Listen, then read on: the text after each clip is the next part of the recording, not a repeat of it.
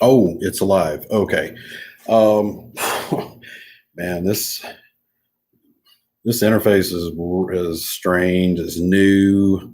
Going online, YouTube, going live, and all that. Man, this is very, very hard to get a hold of. Anyway, all right. So let me go ahead and get started. I've got this strange configuration going on right now. I apologize.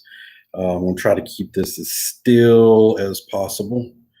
While I talk a little bit about the fiction essay and give you some feedback on that, along with I want to clarify um, a few of the requirements on the poetry essay because I had a student this morning email me and point out that Mr. Davis, there was some conflicting information in there, after reviewing it, I realized that there was a copy and paste error when I was putting all the materials together. So I figured I'd just go ahead and clarify everything and take care of everything through this video. Um, okay, so for regarding the fiction essay, overall, I was very pleased with the um, mainly with the content.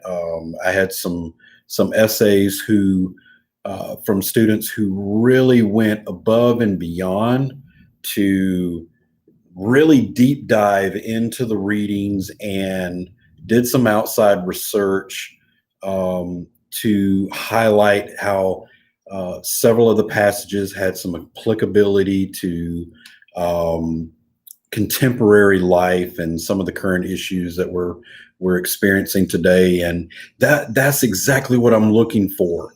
um, as I tell my students every semester, I'm not really looking for a book report. I don't need a step-by-step summary of what happened in the stories. um, what I'm really looking for is your ability to digest what you're reading, sit back and ponder it, think about it, deeply analyze it, and then relate it to not only your own experiences, but also to the experience of other people in your family, your friends, and your culture. And allow me to step back just for a second and clarify how you're the correct approach to do that. Okay. So a lot of this falls back on some of the things that you learned in 101. And if you remember back in 101, your lessons should have been structured in a way to where you learned how to carefully craft essays using a paragraph format. And you once you mastered that skill, then you went on to apply that skill set to writing various types of essays like argumentative, persuasive, informative, exposition, um, etc. Okay. So one of the things that I noticed in some of the papers, there were a lot of generalities that were presented in the different topic paragraphs. Okay, what do I mean by that? Well, the format that you want to follow is every paragraph, and I'm talking about in the main body of your essay. Every paragraph starts off with a strong topic sentence. Okay. That first sentence tells me what that paragraph's going to be about. And then the next sentence makes a generalized statement about that topic sentence. Okay.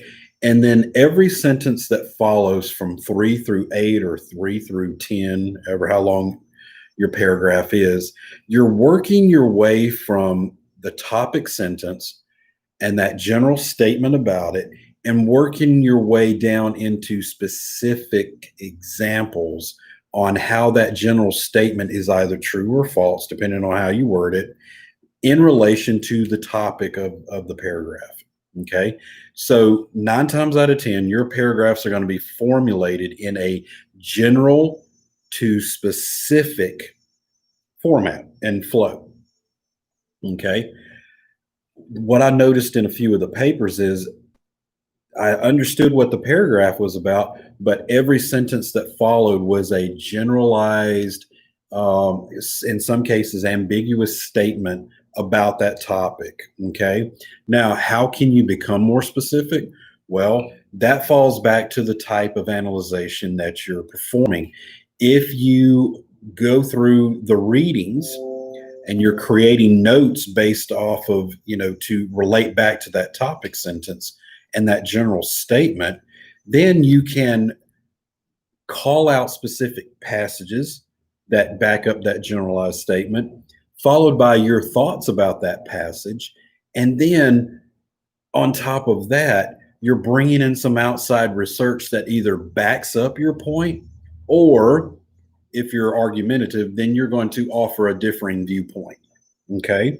You see what I'm saying? So, in order to really drive home the point that you're wanting to make in each one of these paragraphs, my advice when you're doing literary analysis, you want to make it flow, each paragraph flow from a general down to a specific flow. You want to start off with that generalized statement, and then you want to talk about the readings that pertain to it. Okay. Offer up your opinions and then reinforce that with outside thought. And that's the outside thought comes from the research that you're performing either online or using Northwest Florida State's library databases. Okay. You should have learned about those in 101 as well, on how to use those databases to find outside research to back up your points that you're wanting to make in your essay. Okay.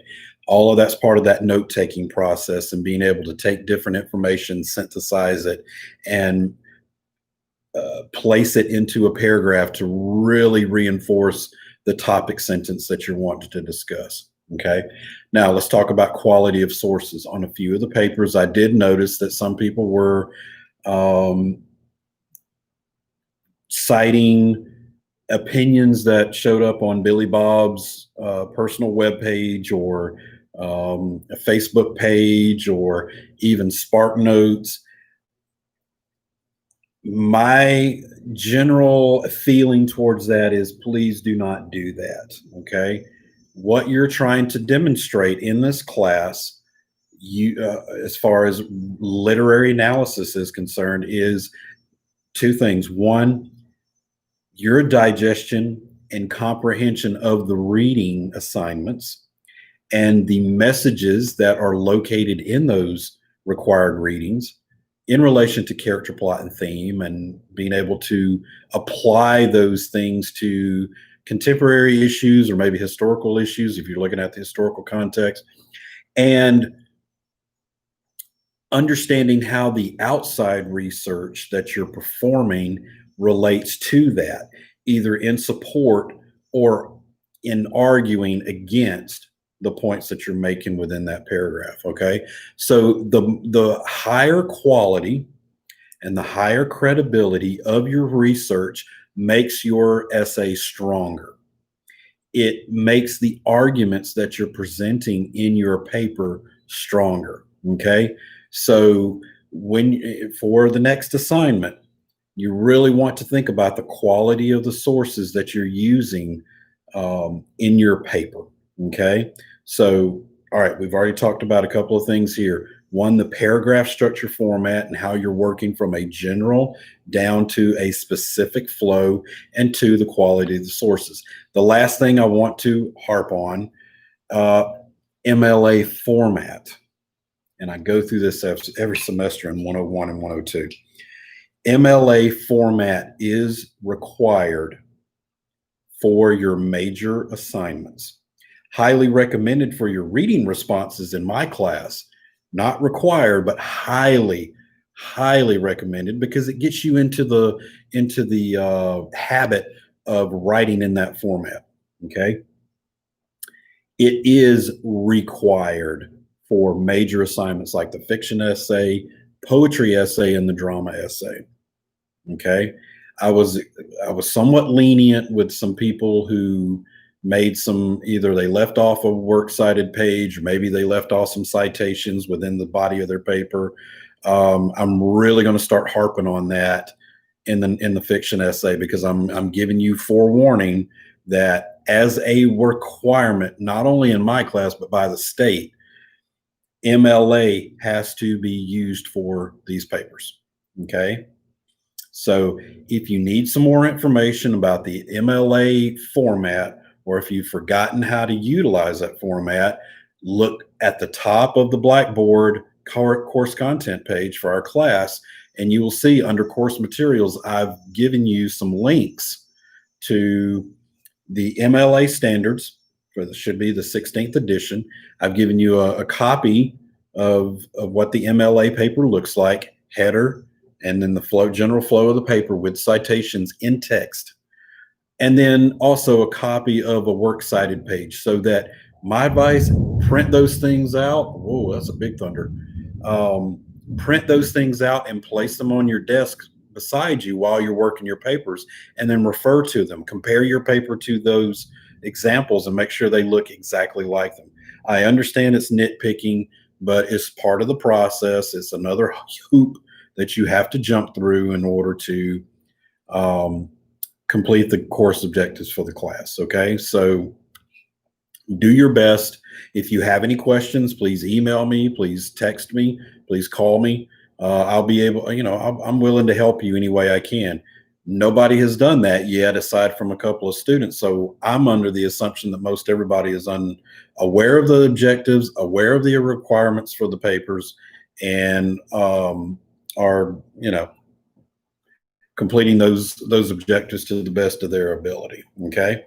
All right. Sorry, I couldn't hear what you said. Siri playing jokes on me. Okay, so those are the three main points I want to talk about the fiction essay. One quick thing about the poetry essay. I made a huge goof when I created that requirements document. I'm going to really elaborate on that when I'll send you out an email in conjunction with this video. But basically, I'm asking you for the poetry essay to pick one poet from the assigned readings. Okay, one poet, not three, one. Okay, and your paper is basically going to be a two-part paper. The first part is going to be a quick biographical summary of that poet's life. I want to know where that poet's from, about the time period in which he or she lived, and I want to know about the some basic historical things that were going on while that poet lived that could heavily influence the writing. Okay, and then the second part of the essay, I want you to analyze the required readings or reading by that poet, and bring in some outside sources to kind of back up the points that you're wanting to make. Okay, so the essay again is two-part: one biographical, and the other one is analytical of the required reading or readings for that poet.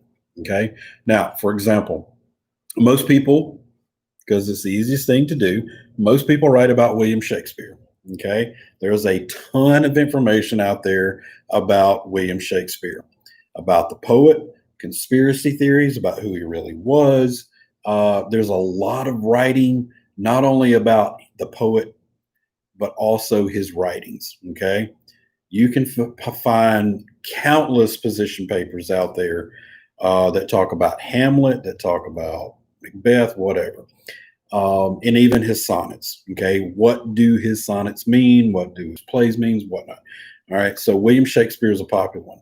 If you're writing about William Shakespeare, you want to start off the paper telling me who Shakespeare was, where did he live, what time period did he live in, what were some of the issues that were going on in the country in which he lived during his life, and what were some of the influences that were on his work, specifically related to the readings that you're going to focus on in the paper.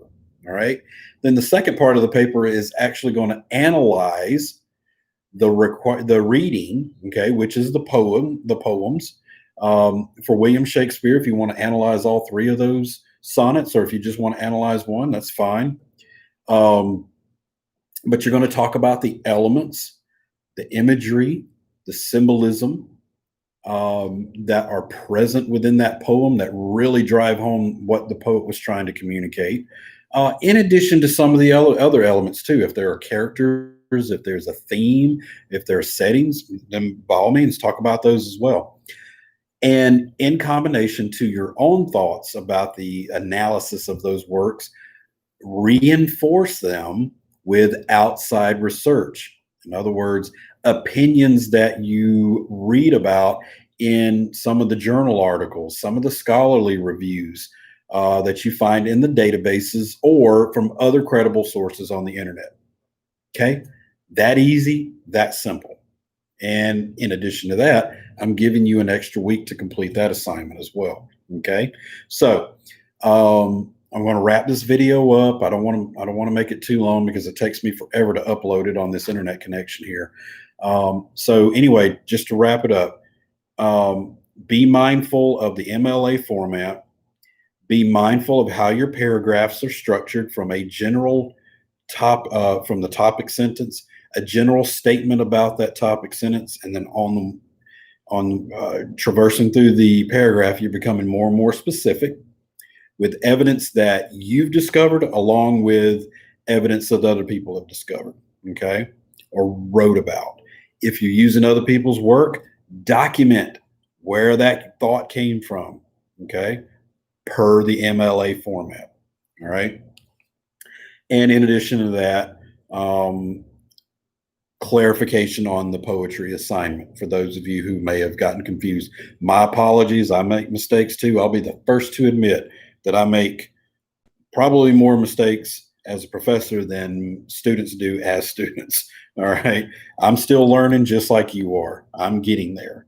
So any feedback that you can give me to help me be a better professor is in your benefit because that's going to help make you a better student. Okay. All right. Again, if you guys have any questions, any concerns, email me, call me, text me. Any one of those three will do. I'll do everything I can to help you out. All right. You guys stay safe. Stay at home. If you have to go out, wear your mask. Don't put your hand up to your face like I just did. See, there was another mistake. God. Anyway, I'm going to be so glad when this is over. All right. So you guys stay safe. Have a good week. And again, if you need my help, reach out to me. All right. Take care.